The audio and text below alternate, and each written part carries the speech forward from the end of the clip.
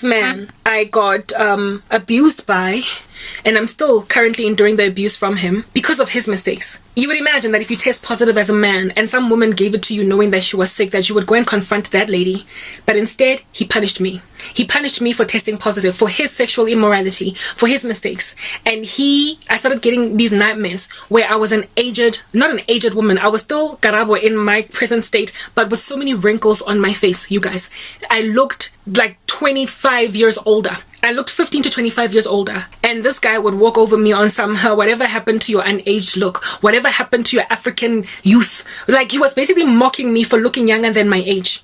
I'm 38, and one of the things that this guy loved about me was the fact that, my goodness, like, she looks nothing like her age. I look super young for a 38-year-old woman, and that's just something that comes part and parcel with usually black people, but especially when you're in Africa, somehow we just like are vampiric in the way that we age, right?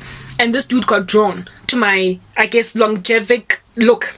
He got drawn to the fact that I am closer to age to him, so I'm not going to consider him a sugar daddy or some like kesla that's all up in my grill, but I also look young enough to be, it's like I was a fetish. I looked young enough to be 25. So being like a 40-something-year-old man that's got a 25-year-old is a flex. Do you understand? It's a flex for many men. A little bit of a Hugh Hefner flex. And he wanted a Hugh Hefner vibe where he got to have a little bit of a playmate. Remember, I told you guys that I was very sensual. I was dancing in a particular way. My butt was all over the show jiggling. I was twerking. And he was the kind of guy to be intrigued by such women as these. And so to him, it was like I was a combination of everything. I was literally a fetish, a wild fantasy where I was like a combination of virgin and pure, but also freak in the bed. Yo, Lord have mercy that any man ever would gaze upon me like that. I was basically like the virgin in 50 Shades of Grey to this man. Yeah, I've seen the movie before. It's wild, it's dirty, it's nasty, okay? I was basically like the virgin in 50 Shades of Grey. Like somebody who is pure, right? Somebody who has never had sex. And come on, man. Oh, goodness, like my life is so hard. Somebody that, has never had sex, right, before, and the first time that she has sex is going to be in a very dirty, filthy, a man is fulfilling his pornographic fantasies on.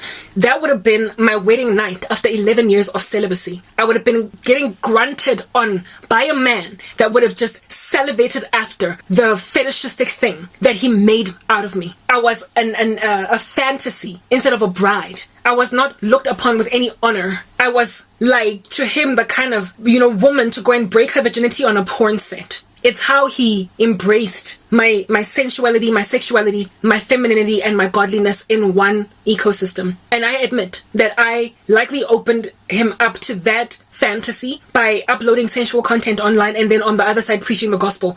It got me whipped like no man's business. I got whipped.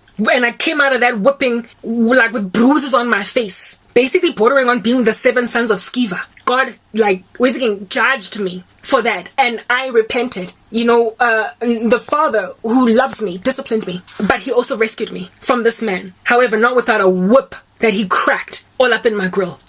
This Oki, the fantasies that he had, because he was as lascivious as he was, kind of sexually perverted. I also used to get quite a lot of understanding from the Lord that he sometimes masturbates outside of your dance videos, your exercise videos.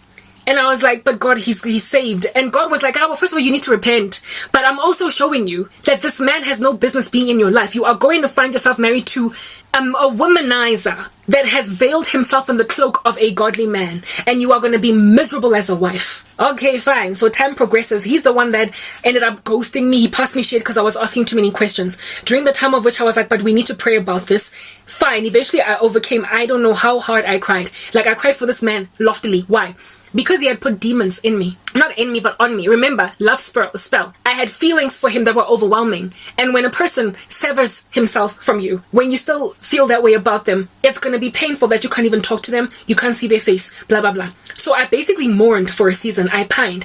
And over time, as I was praying, all of a sudden, that pining and that mourning, it was lifted like that. Now, a woman that mourns a husband, it takes time, Yana, for you to alter. It's a gradual, weaning off the mourning that you endure over a couple of years. You don't just all of a sudden overnight. One day you were crying for your husband, tomorrow you've forgotten that he was ever in your life. You don't even care that he ever lived. Well, I moved on from that guy like that. It was like night to day. I was all of a sudden mourning and groveling, and then something in the spirit broke because I was in prayer and I was in fasting and I had repented. And then one morning I woke up and I couldn't care less what he does for a living, for a life. Whether he lives, whether he dies, whether he rises or sits, I don't care. Like, I went from pining and mourning over what I imagined was lost love to realizing that I was dumb. And to this day, I am still like, what was I thinking? What was I thinking? That is ikorobela yenu. And that is how far it gets in a Christian's life. And even then, it wouldn't have worked on me if I wasn't compromised for a season. After his discovery of his HIV status and therefore his inability to ever be with me, hey, that's when the real war hit me. Initially, he slapped me with sorcery to make me capitulate, to compromise, to accept him for the way that he is. And then it became war. That's when I started getting nightmares of him shooting me multiple rounds, live rounds, into my body. Like, bah, bah, bah, bah. And I was waiting to die, but, I didn't.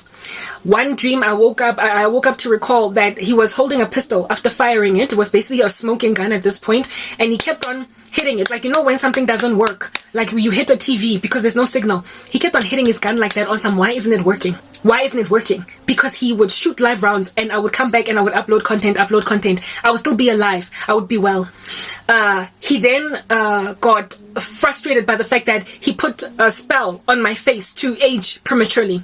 And all I got were pimples. Like, I got pimples on my face, like I broke out into acne, and that I blame on hormonal stress, like stress and hormones, because I was going through a lot during the time when I was praying, right? And I also got dark circles under my eyes, and I was barely sleeping, and I was doing all night prayer, and that kind of made me look like I was aging. But as soon as I started sleeping properly again, my youth returned to me, and my acne, well, we are dealing with it, oxycodone, that's what's good, okay? So basically all he prospered to get was a little bit of post-inflammatory hyperpigmentation, but no visible signs of overnight aging. So the youthful African splendor that I've got, I still have it. And I had a dream where one of the videos that I uploaded with my face looking as youthful as it is, he clicked on it, opened it, and he was thrown back, like almost like a power, a wind, a force, threw him back in shock and in horror at how young I still look. And in that video, I was basically recovering from the acne that was on my face, and it was starting to go down, simmer down, and with it too, I was not aged. And he was like, but I put the spell on her. I put the spell on her. He quit trying to age me prematurely because he realized that there was a bit of an overreach, but what he did not stop trying to do was kill me. So here it is that I'm busy uploading content shorts. And remember, during the same time when, immediately after Sorry, him and I sort of broke up, I started to focus. Let's go to the next part.